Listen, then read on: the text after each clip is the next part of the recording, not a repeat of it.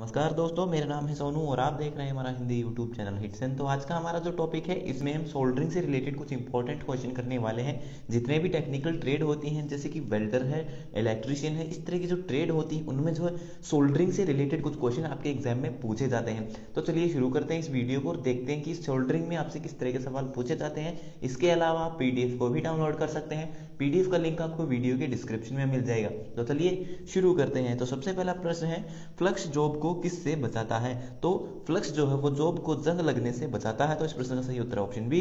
दूसरा प्रश्न है, फ्लक्स की कौन कौन सी प्रकारें होती हैं? तो फ्लक्स जो है दो तरह का होता है, कोरोसिव और नॉन कोरोसिव फ्लक्स। तो दूसरे प्रश्न का ऑप्शन डी आपका सही है। तीसरा प्रश्न है, एक सोल्डरिंग आयरन बिट डैश से बना होता है। तो सोल्डरिंग आयरन की जो बिट होती है वो किसकी बनी होती है? वो आपकी कॉपर की बनी होती है, यानी कि तांबे की बनती है।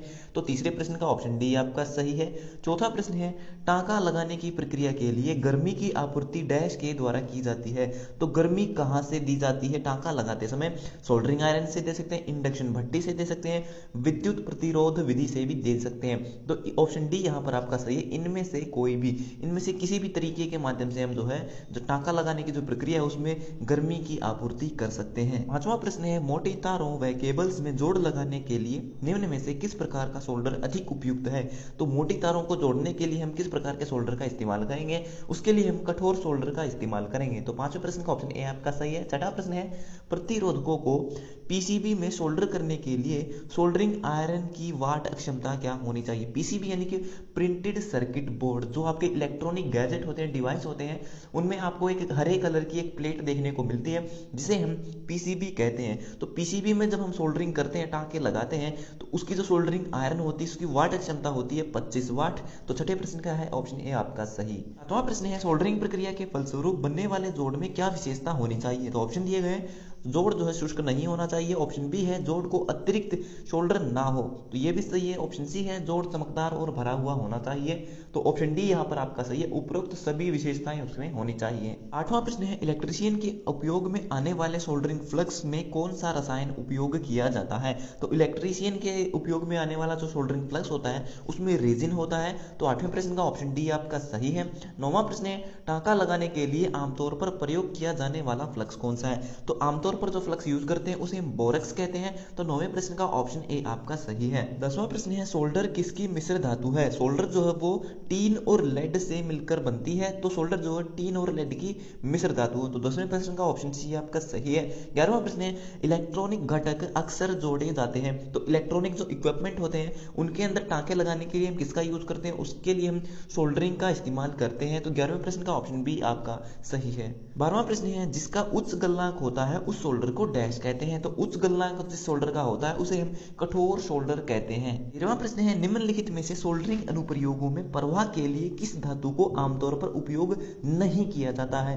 तो यानी कि जब हम सोल्डरिंग करते हैं तो फ्लक्स के रूप में इनमें से किसका यूज नहीं करते हैं? तो लेड जो है वो एक धातु है और धातुओं का इस्तेमाल फ्लक्स के तौर पर नहीं किया जाता है। तो 13वें प्रश्न का ऑप्शन ए आपका सही है। अगला प्रश्न है, निम्नलिखित में से कौन सा मोस सोल्डरिंग तकनीक का प्रकार नहीं है? तो जो आयरन सोल्डरिंग है वो मोस सोल्डरिंग तकनीक का प्रकार नहीं है। तो इस प्रश्न का सही उत्तर है ऑप्शन सी। 15वां प्रश्न है, कार्य सतह से चिकनाई हटाने के लिए प्रयोग किया जाने वाला रासायनिक पदार्थ होता है। तो कार्य सतह से चिकनाई हटाने के लिए हम जो है एल्केलाइन का यूज करते हैं। तो 15वें प्रश्न का ऑप्शन बी आपका सही है। 16वां प्रश्न है, निम्न में से सोल्डरिंग आयरन का भाग नहीं है। तो सोल्डरिंग आयरन में जो है शैंक होती है, बिट होती है, एज होती है, लेकिन थ्रिक नहीं होता है। तो 16वें प्रश्न का ऑप्शन ए आपका सही है। 17वां प्रश्न है, फ्लक्स की कितनी अवस्थाएं होती हैं? तो फ्लक्स जो है लिक्विड में भी होता है, पाउडर में भी होता है और पेस्ट में भी मिलता है। तो ये सभी अवस्थाएं फ्लक्स की होती हैं। तो ऑप्शन डी यहाँ पर आपका सही है। 18वां प्रश्न है, सॉफ्ट सोल्डरिंग कितने तापमान पर की जाती है? तो सॉफ्ट सोल्डरिंग जो होती है वो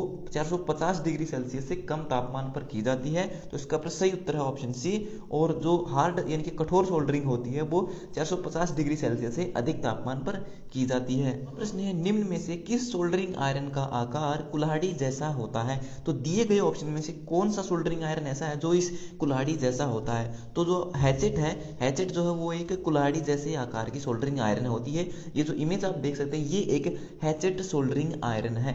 20वां प्रश्न है नॉन कोरोसिव फ्लक्स का एग्जाम्पल बताइए। तो इनमें से कौन सा एक नॉन कोरोसिव फ्लक्स है? तो सुहागा जो होता है वो एक नॉन कोरोसिव फ्लक्स का उदाहरण है।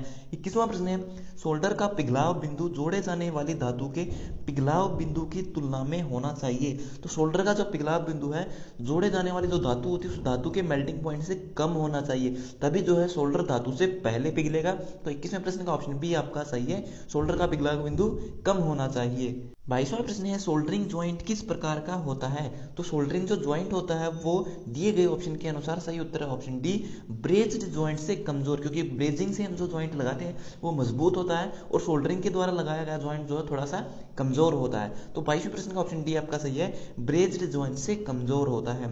23वां प्रश्न है सोल्डरिंग में काम में ली जाने वाली जो सामग्री होती है वो क्या क्या होती है? तो सोल्डरिंग में हम ब्लो लैंप का यूज करते हैं, शोल्डर का इस्तेमाल करते हैं, साथ में फ्लक्स का भी यूज करते हैं। तो ऑप्शन डी यहाँ पर आपका सही है, इन सभी चीजों का इस्तेमाल हम सोल्डरिंग करते समय करते हैं। तो ये हो गई हमारे आज के सभी प्रश्न कंप्लीट। सो वीडियो देखने के लिए धन्यवाद। अगर आपका कोई सवाल है तो आप कमेंट बॉक्स में लिख करके पूछ सकते हो। तो मिलते हैं हमारी अगली वीडियो में, तब तक के लिए नमस्कार।